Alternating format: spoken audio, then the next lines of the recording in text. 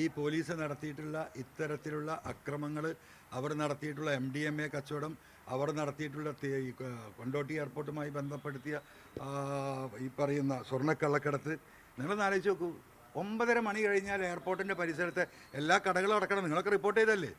ലോകത്ത് എവിടെയെങ്കിലും ഉണ്ടാവുമോ? 9:30 മണി കഴിഞ്ഞാൽ കാലിക്കറ്റ് എയർപോർട്ടിൻ്റെ പരിസരത്തുള്ള എല്ലാ കടകളും അടക്കണം. ആരെ നിർദ്ദേശ? ഈ സുജിത് ദാസിൻ്റെ നിർദ്ദേശം. ലോകത്ത് CRPCയിലോ IPCയിലോ ഒന്നുമില്ല. എന്തിനാണ്? ആ ഇരുട്ടത്ത് ഈ കള്ളക്കടത്ത് സംഘങ്ങൾ എയർപോർട്ടിൽ നിന്ന് കടന്നു വരുന്ന സ്വർണം ഇരുട്ടത്ത് വെച്ച് പോലീസിന് ഈ പറയുന്ന അവർ നടത്തിയിരുന്ന ഈ മാനിപ്പുലേഷനുള്ള സൗകര്യമൊരുക്കാൻ. സ്റ്റാൻഡിങ് ഓർഡർ വായ കൊണ്ടല്ലേ എഴുതി ഓർഡർ കൊടുത്തു. അതിന് ചോദ്യം ചെയ്തിട്ടുണ്ട് ഇവിടുത്തെ വ്യാപാരികൾ, ചേംബർ ഓഫ് കോമേഴ്സ്. ഒരു മറുപടി ഉണ്ടായിട്ടില്ല. അങ്ങനെ പച്ചയായി നടത്തിയ കൊള്ളയാണ് ഈ പറയുന്ന നമ്മുടെ കരിപ്പൂർ എയർപോർട്ട്. സുജിത് ദാസ് നടത്തിയിട്ട് ഇവിടുത്തെ കള്ളക്കേസുകൾ നിങ്ങൾക്കറിയാം. 20,000, 30,000, 40,000, 50,000 കേസുകൾ മലപ്പുറം ജില്ലയിലെ ചെറുപ്പക്കാരുടെ പേരിൽ. എന്നിട്ട് മുഖ്യമന്ത്രി അവസാനം ഡൽഹിയിൽ പോകുന്നു, ഹിന്ദു പത്രത്തെ വിളിച്ച് വരുത്തുന്നു, അവരോട് പറയുന്നു ഈ പറയുന്ന ദേശീയ സുരക്ഷയ്ക്ക് അഗൻസ്റ്റ് ആയിട്ടുള്ള വലിയ ആക്ടിവിറ്റി നടക്കുന്നുണ്ട് മലപ്പുറം ജില്ലയിൽ, അതിൻ്റെ കേന്ദ്രം എയർപോർട്ടാണെന്ന് പറയുന്നു. ഇന്ത്യ ഒട്ടാകെ ചർച്ചയാകുന്നു, പാർലമെൻറ്റിൽ ചർച്ചയാകുന്നു. ഒരു സമൂഹത്തെ മുഴുവൻ ക്രിമിനൽസാക്കിയ മുഖ്യമന്ത്രിയാണ്. അദ്ദേഹത്തിന് ക്രിമിനലാകാനുള്ള വഴിയൊരുക്കി കൊടുത്തത് ആരാണ്? ഈ സുജിത് ദാസ. നിങ്ങൾ അറിയാത്തൊരു കാര്യമുണ്ട്. ഈ കഴിഞ്ഞതിൻ്റെ മുമ്പത്തെ പാർലമെൻറ്റിൽ വന്നൊരു അൺസ്റ്റാർഡ് ക്വസ്റ്റ്യൻ ഉണ്ട്. ആ ക്വസ്റ്റ്യൻ എന്താണ്? ഇന്ത്യയിൽ ഏറ്റവും കൂടുതൽ ക്രിമിനൽ കേസുകൾ രജിസ്റ്റർ ചെയ്ത ജില്ല ഏതാണ്? അതിൻ്റെ ഉത്തരം എന്താ? മലപ്പുറം ജില്ല. അപ്പോൾ എന്താണോ BJP RSS കേന്ദ്ര ഗവൺമെൻറ് ആഗ്രഹിച്ചത്, മലപ്പുറത്തെ ഒരു പാകിസ്ഥാനാക്കണം, ഇവിടെ ക്രിമിനൽ ജില്ലയാക്കണം, അതിനുള്ള വഴി ഒരുക്കി കൊടുത്തവനാണ് ഈ സുജിത് ദാസ്.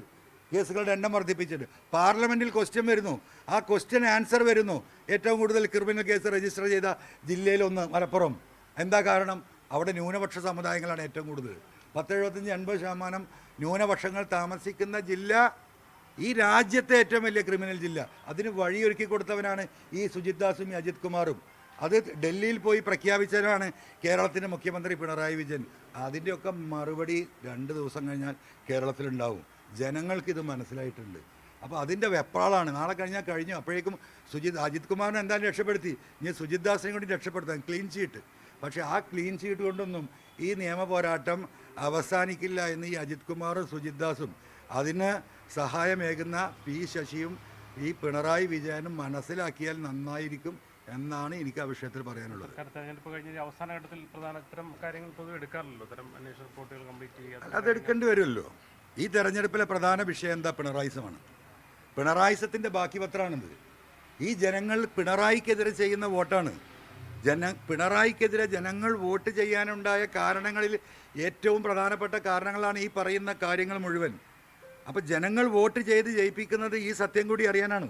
അയ്യപ്പൻ്റെ സ്വർണം എവിടെ പോയി എന്ന് കേരളത്തിലെ വിശ്വാസികൾക്ക് മാത്രമല്ല ഞങ്ങൾക്കൊക്കെ എന്നറിയണം. ആരാണ് ഈ പറയുന്ന വിശ്വാസികൾ കൊടുത്ത ഈ സ്വർണം അടിച്ചു മാറ്റിയത്?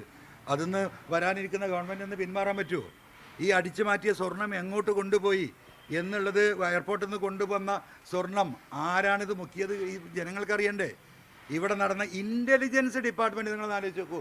ഒരു പോലീസ് ഉദ്യോഗസ്ഥൻ പ്രൈവറ്റായിട്ട് ADGP അജിത് കുമാറിൻ്റെ കീഴിൽ കേരളത്തിലെ മുഴുവൻ പോലീസ് സ്റ്റേഷനുകളിലും ഒരു സ്പെഷ്യൽ ഇൻ്റലിജൻസ് ഡിപ്പാർട്ട്മെൻറ്റിനെ പ്രവർത്തിപ്പിച്ചവനാ ഈ പറയുന്ന അജിത് കുമാർ.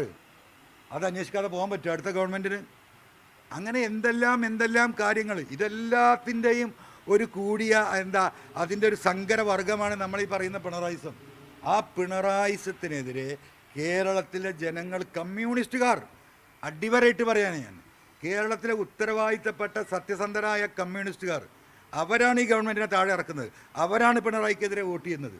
അപ്പോൾ സ്വാഭാവികമായിട്ടും ഇത്തരത്തിലുള്ള വിഷയങ്ങൾ സത്യസന്ധമായിട്ട് UDF ലീഡർഷിപ്പ് അന്വേഷിക്കും. ആ സത്യം ജനങ്ങളെ ബോധ്യപ്പെടുത്തും. അടിച്ചു മാറ്റിയ സർക്കാരിൻ്റെ സ്വത്തുക്കൾ തിരിച്ചു കൊണ്ടുവരണം. ഇന്നലെ തന്നെ ഈ PWD മന്ത്രിയെക്കുറിച്ച് റിട്ടയർ ചെയ്തിട്ടുള്ള IAS ബിജു പ്രഭാകരൻ എന്താ പറഞ്ഞത്? അദ്ദേഹം 91 ദിവസം അദ്ദേഹത്തിന് ആ പൊസിഷനിൽ ഇരിക്കാൻ പറ്റിയത്. അദ്ദേഹത്തെ സ്ഥലം മാറ്റി. എന്താണ്?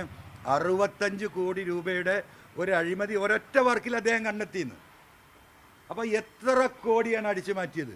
ഊരാളുങ്ങൾ സൊസൈറ്റി എന്ന് പറയുന്ന ഈ പിണറായിയുടെ കുടുംബ സ്വത്താണത്, ഒരു തർക്കവുമില്ല.